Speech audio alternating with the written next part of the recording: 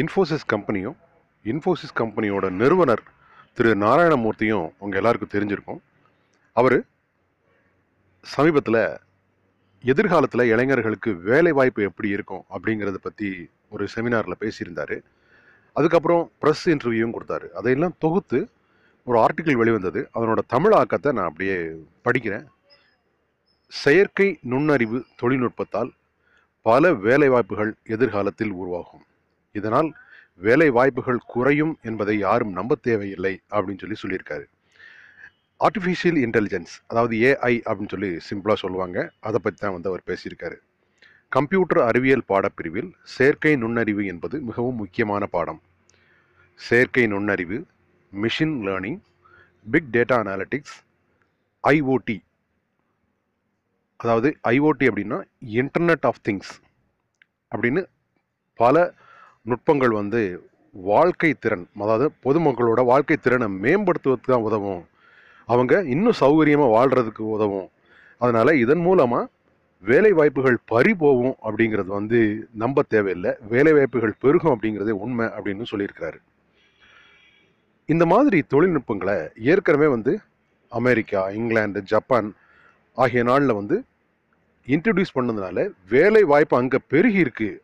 அந்த வேலையில்லா திண்டாட்டம் அப்படின்றது ஒற்றை இலக்கு அளவுக்கு குறைஞ்சிருக்கு அப்படிங்கிறதையும் அவர் நோட் அவுட் பண்ணியிருக்கிறாரு. உலக பொருளாதார கூட்டமைப்பு அவங்க சமீபத்தில் ஒரு அறிக்கை விட்டுருந்தாங்க. அதில் அபரிமிதமான இயந்திர வளர்ச்சி மற்றும் அல்கோரிதம் ஆகியவற்றால் வேலை வாய்ப்பு கிட்டத்தட்ட 13.30 கோடி பேருக்கு கிடைக்கும் அப்படின்னு சொல்லி உலக அளவில் அவங்க அனலைஸ் பண்ணி சொல்லியிருக்காங்க.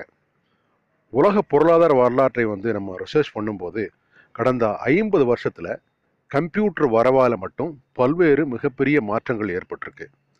இந்த தொழில்நுட்பத்தை நாம் 2 கரம் நீட்டி வரவேற்கணும். இதனால் வேலையில்லா திண்டாட்டம் உள்ள நாட்டில் வேலை வாய்ப்பு பெருகும், வேலையில்லா திண்டாட்டம் குறையும் அப்படிங்கிறதா உண்மை அப்படின்றது லாஸ்ட் 50 இயர்ஸை நீங்கள் அனலைஸ் பண்ணி பார்த்தீங்கன்னா தெரியும்னு சொல்லியிருக்கிறாரு.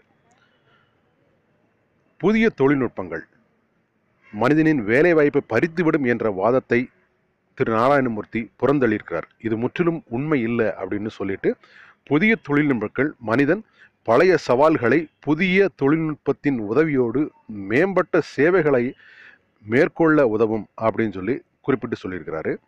தொழில்நுட்ப வளர்ச்சிக்கு சிறந்த உதாரணம் என்ன அப்படின்னு சொல்லி கேட்டிங்கன்னா, இன்னைக்கு நாம் யூஸ் பண்ணுற ஏடிஎம் தான்.